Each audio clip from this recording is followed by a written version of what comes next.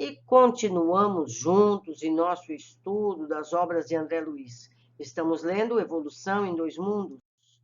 Teremos hoje desencarnação. Podemos considerar a desencarnação da alma em plena infância como sendo uma punição das leis divinas na maioria das vezes?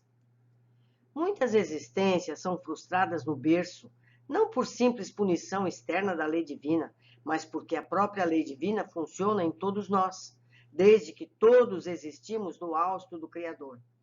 Frequentemente, através do suicídio integralmente deliberado ou do próprio desregramento, operamos em nossa alma desequilíbrios quais?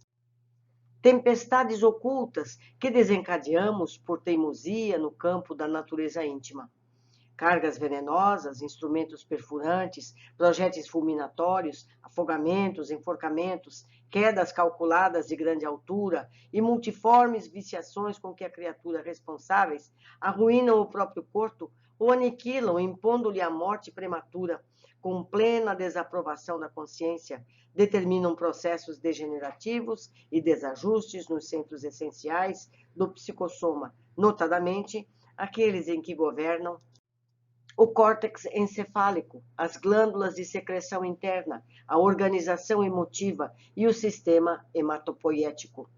Ante o impacto da desencarnação provocada, semelhantes recursos da alma entram em pavoroso colapso, sob traumatismo para o qual não há termo correlato na diagnose terrestre.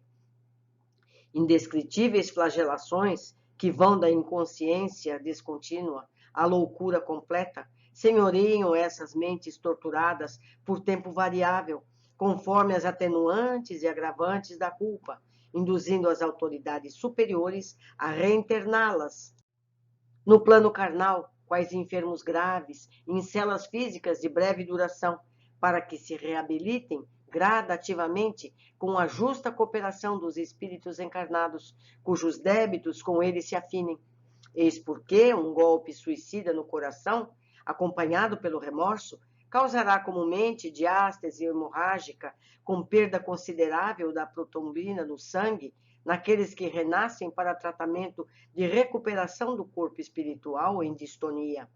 O autoenvenenamento ocasionará, nas mesmas condições, deploráveis desarmonias nas regiões psicossomáticas correspondentes à medula vermelha, conturbando o nascimento das hemácias, tanto em sua evolução intravascular, dentro dos sinusoides, como também na sua constituição extravascular, no retículo, gerando as distrofias congênitas do eritrônio com hematopatias diversas, os afogamentos e enforcamentos em identidade de circunstâncias impõem àqueles que os provocam os fenômenos da incompatibilidade materno-fetal, em que os chamados fatores RH, de modo geral, após a primeira gestação, permitem que a hemolisina alcance a fronteira placentária, sintonizando-se com a posição mórbida da entidade reencarnante, a se externarem na hitroblastose fetal, em suas variadas expressões,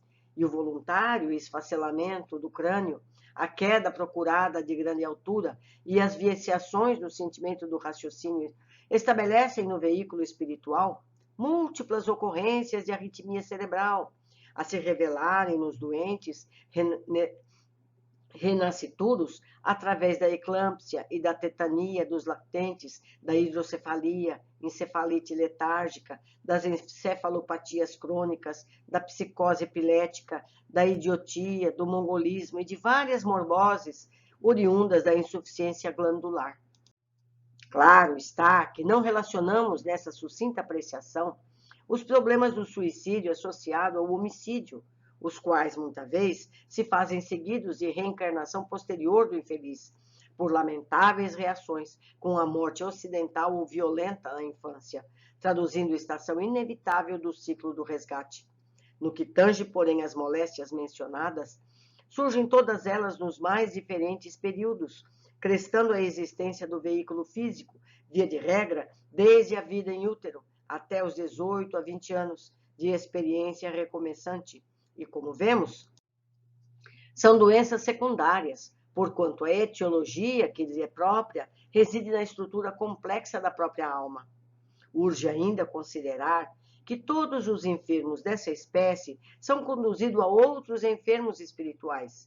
Os homens e as mulheres que corromperam os próprios centros genésicos pela delinquência emotiva ou pelos crimes reiterados do aborto provocado em existências do pretérito próximo, para que, servindo na condição de atendentes e guardiões de companheiros que também se conspurcaram perante a eterna justiça, se recuperem a seu turno, regenerando a si mesmos pelo amoroso devotamento com que lutam e choram no amparo dos filhinhos condenados à morte ou atormentados desde o berço.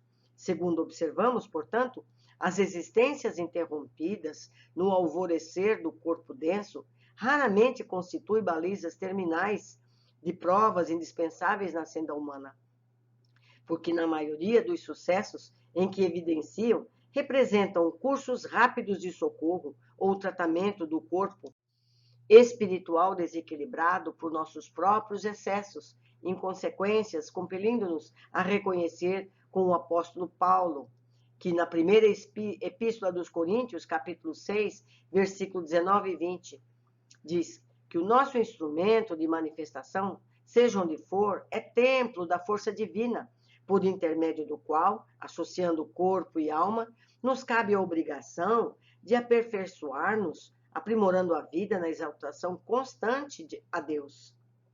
Há casos de desencarnação, estando o espírito desdobrado, por exemplo, nas zonas umbralinas, e o corpo em estado comatoso?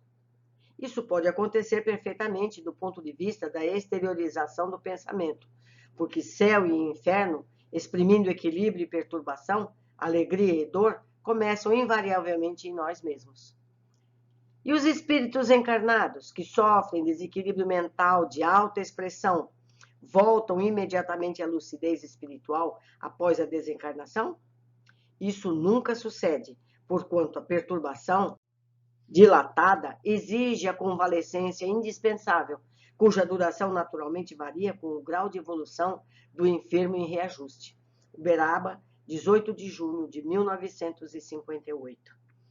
Eu quero lembrar a todos nós que nós vimos o caso de crianças que morreram na infância por conta de suicídio, o caso do menino Júlio, que quando era encarnado na Guerra do Paraguai, vocês devem lembrar que nós estudamos isso, ele tentou o suicídio por soda, por substância corrosiva, foi acudido, não morreu, e em seguida ele pulou no rio. Depois, quando nasceu agrupado com o mesmo pessoal dessa situação, da Guerra do Paraguai, primeiro ele morre afogado, e depois reencarna, e em seguida morre de croup, com problema na garganta. E com isso quita esses 2 suicídios. E todos os envolvidos, pai, mãe e tudo mais, estavam no processo da Guerra do Paraguai. Então, está tudo emaranhado, a gente repete o mesmo grupo familiar para quitar tudo isso. Quanto às pessoas com desequilíbrios mentais, debilidades, nós vimos também esse caso.